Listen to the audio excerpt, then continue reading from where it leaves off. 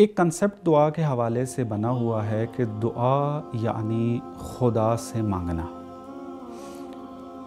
اب جب ہم حقیقت دعا کے اندر جاتے ہیں قرآن کی روشنی میں اور احادیث کی روشنی میں، تو ہمیں اس سے مختلف نتیجہ ملتا ہے کہ دعا یعنی ہمارے عام معاشرے میں کیا تصور ہے؟ دعا کی اساس و بنیاد کیا ہے؟ مانگنا، خدا سے مانگنا، یہ اس کو دعا کہتے ہیں۔ لیکن جب ہم حدیث اور قرآن کی طرف رجوع کرتے ہیں تو ہمیں معلوم ہوتا ہے کہ نہ، دعا منحصر نہیں ہے مانگنے پر، بلکہ دعا اگر آپ لغت میں بھی جا کر دیکھ لیں، ڈکشنری کے اندر بھی جا کر دیکھ لیں، تو دعا کا مطلب ہے پکارنا۔ بس جب کہا جاتا ہے کہ خدا سے دعا کرو، اور دعا جو ہے وہ بہترین عبادت ہے، دعا جو ہے وہ انتہائی اہمیت کی حامل ہے، کیا وجہ ہے اس کی؟ کیونکہ دعا کے اندر انسان خدا کو پکارتا ہے۔ خدا کو پکارنا، اب اس کے اندر مختلف کیٹیگریز بن سکتی ہیں۔ انسان خدا کو پکار رہا ہے، ایک مرتبہ ہے کہ مانگ رہا ہے خدا سے، اور ایک مرتبہ کچھ اور حالت ہے اس کی۔ بس یہ کنسپٹ درست کرنا بہت ضروری ہے، اور اسی وجہ سے جو ہے ہم دیکھتے ہیں، کیونکہ یہ ایک کنسپٹ غلط جو ہے وہ موجود ہے معاشرے میں، ہم دیکھتے ہیں کہ اگر کوئی انسان جو ہے وہ دعا کرتا ہے کسی سختی اور مصیبت کے اندر آ کر، اور خدا کسی حکمت کی وجہ سے اس کی دعا کو قبول نہیں کرتا، اور دعا سے بھی مراد جو لے رہا ہوں وہ کیا ہے؟ مانگنا۔ یعنی ایک بندے نے اپنی ایک مصیبت کی وجہ سے خدا سے کچھ مانگا، اور خدا چونکہ خالق انسان ہے، خدا زیادہ بہتر جانتا ہے انسان کے جی ہاں بالکل اس کے فائدے کو زیادہ بہتر جانتا ہے۔ خدا کی حکمت کا تقاضا یہ ہے کہ یہ اس کو نہ ملے چیز، خدا اس کو وہ چیز عطا نہیں کرتا۔ تو چونکہ ہمارا کنسپٹ یہ ہے کہ دعا تب کرنی ہے جب مانگنا ہو، تو پھر اس انسان میں کون سی کیفیت پیدا ہو جائے گی؟ یہ خدا سے دعا نہیں کرے گا، پھر وہ یہ سوال اٹھائے گا کہ کیوں دعا کروں؟ خدا تو دعا قبول ہی نہیں کرتا ہے آ کر۔ یعنی یہ دعا کی جو ایک عبادت ہے اس سے محروم ہو جائے گا، کیونکہ یہ غلط کنسپٹ اس کے اندر تھا۔ لیکن میں نے جیسے عرض کیا کہ اگر آپ احادیث کی طرف رجوع کریں، جیسا کہ آپ نے حدیث ایک سرنامہ کلام اپنی بنائی، اور ایک واقعے کی صورت میں جو روایت نقل ہوئی ہے کہ دو گروہ جو ہیں وہ عبادت کر رہے ہیں، ایک دعا کی عبادت کر رہا ہے، ایک جو ہے وہ رکوع و سجود کر رہا ہے۔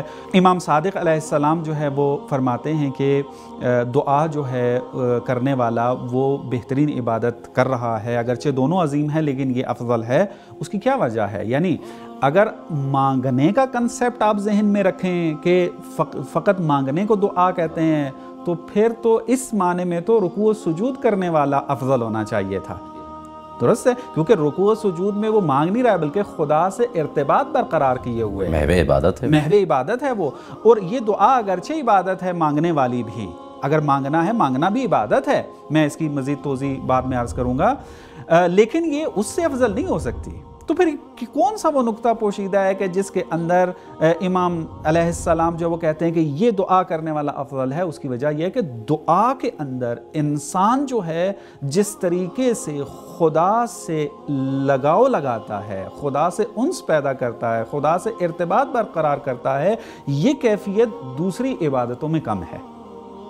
یعنی آپ اگر نماز پڑھ رہے ہیں، آپ رکوع و سجود کر رہے ہیں، انسان اگرچہ خدا کی طرف متوجہ ہوتا ہے اس وقت آ کر، لیکن انسان جب دعا کے لیے بیٹھا ہوتا ہے نا، اس وقت اس کے اوپر حالت زیادہ طاری ہوتی ہے اس بات کی کہ میں خدا کے محضر میں موجود ہوں۔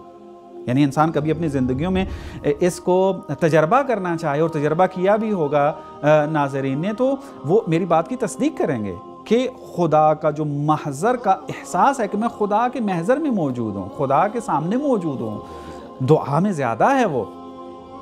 تو لہٰذا اس اعتبار سے چونکہ اس کے اندر انس زیادہ ہے خدا کے ساتھ، اس کے اندر جو ہے وہ لگاؤ کی کیفیت جو ہے وہ زیادہ ہے دعا کے اندر، تو لہٰذا امام علیہ السلام نے جو ہے وہ اس کو افضل قرار دیا۔ کیوں؟ اس وجہ سے کہ عبادت کی روح اس مطلب میں پوشیدہ ہے کہ خدا کے قریب ہو جائیں۔ اسی وجہ سے ہم نیت کے اندر کیا کہتے ہیں؟ قربتاً الی اللہ، ہم قربت الہی چاہتے ہیں، اور وہ عمل دوسرے عمل سے زیادہ افضل ہوگا کہ جو بہترین طریقے سے خدا تک پہنچائے۔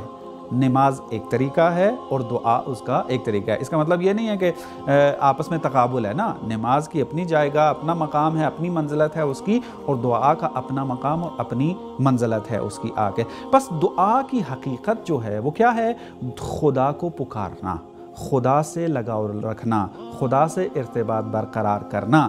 اب چاہے آپ اس کے اندر خدا سے کچھ مانگیں یا نہ مانگیں، یہ عمومیت رکھتا ہے آ کر۔ بس میری اس بات سے کوئی بندہ یہ بھی ذہن میں مطلب لے کر نہ آئے کہ میں جو ہوں اس مطلب کو بیان کرتے ہوئے دعا اس بات کی نفی کر رہا ہوں کہ دعا میں مانگنا ہی نہیں چاہیے نا۔ دعا کے اندر مانگنا اس کا ایک مرحلہ ہے، اس کی ایک شاخ ہے۔ جیسا مثلا ایک بہت بڑے عارف آیت اللہ ملکی تبریزی کہ جو امام خمینی رحمۃ اللہ علیہ کے استادوں میں سے بھی ہیں، وہ فرماتے ہیں کہ دعا جو ہے اس کے مختلف باب ہیں، دروازے ہیں۔ اس میں سے ایک دروازہ خدا سے ارتباط برقرار کرنا ہے اور ایک دروازہ اس کا ہے خدا سے مانگنا۔ یعنی پس دعا کے اندر مانگنے کی نفی نہیں کی جا رہی، اور روایات کے اندر بھی جو ہے وہ نفی نہیں کی گئی ہے، لیکن جو ہے وہ دعا منحصر نہیں ہے مانگنے میں۔ دعا انسان آ کر دعائیہ انداز میں، دعا کی کیفیت میں خدا کی تمجید اور تعریف کرے، یہ خدا سے ارتباط برقرار کرنا ہے۔ جیسا کہ دعاؤں میں جب ہم دیکھتے ہیں جا کر تو یہ چیزیں ملتی ہیں۔ دعا کی کیفیت میں آ کر انسان کیا کرے؟ اپنے عجز کو، اپنی ناتوانی کو، اپنی کمزوری کو، اپنے فقیر ہونے کو خدا کے سامنے جو ہے وہ اظہار کرے، اور دعاؤں میں ہمیں یہ بہت ساری چیز ملتی ہے آ کر، درست ہے؟